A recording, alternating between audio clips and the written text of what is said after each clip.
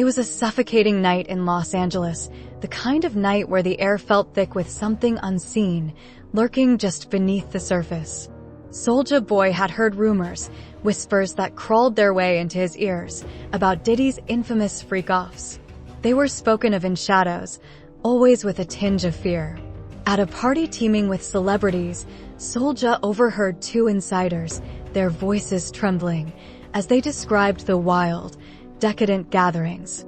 They spoke of indulgence, yes, but there was something else beneath their words, something darker. They called it a freak-off, but it sounded like a ritual. Soulja couldn't help himself.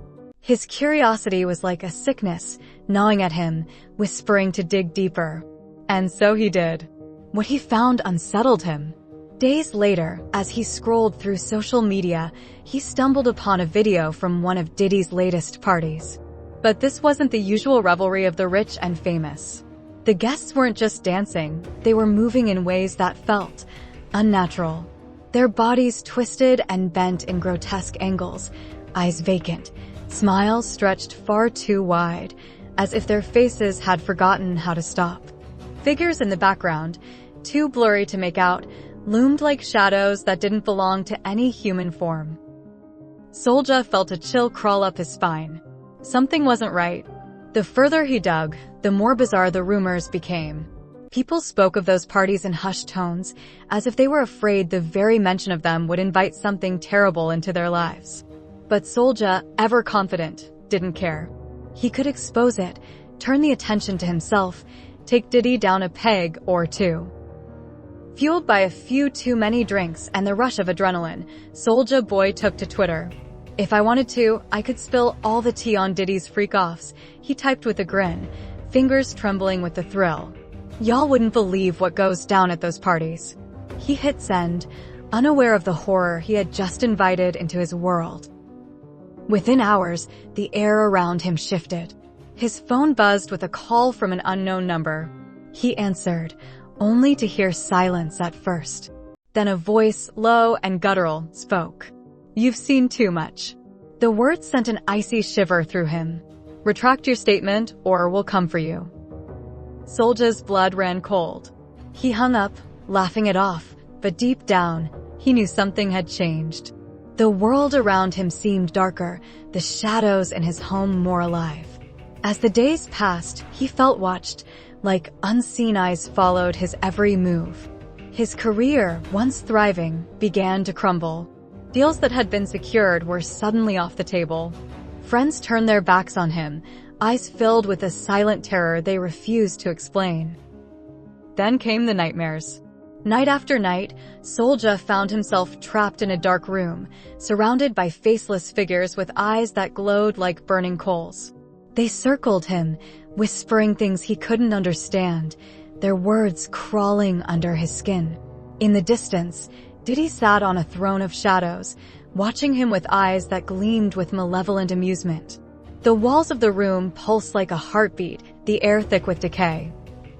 One night, as Soulja struggled to wake from one of these terrifying dreams, he realized he wasn't alone in his room.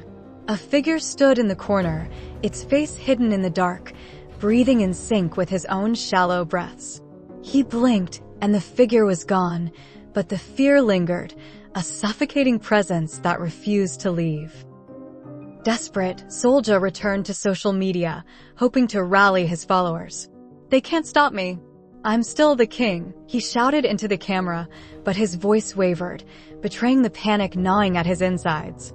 The video gained traction, but instead of support, there were mocking comments, people laughing at his fear. But Soulja knew better. He knew what was coming.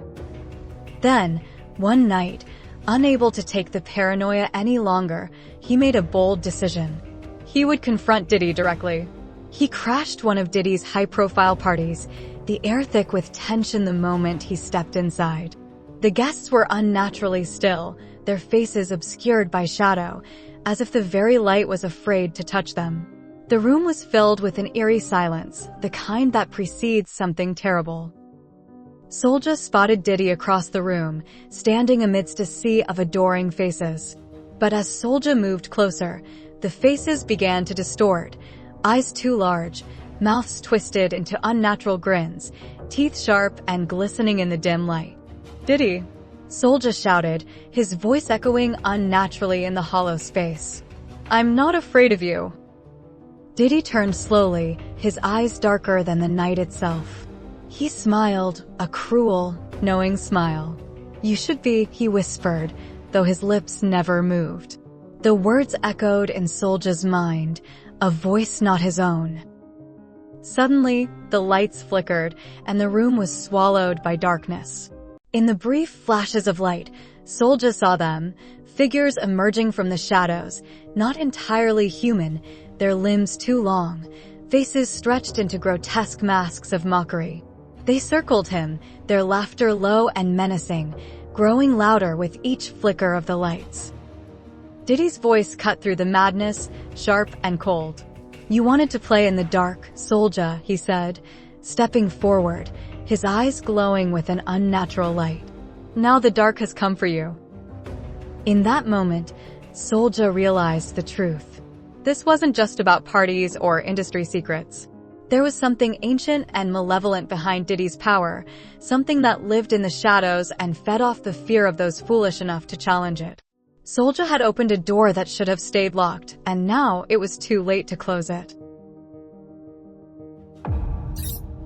There is nothing we can't make scary.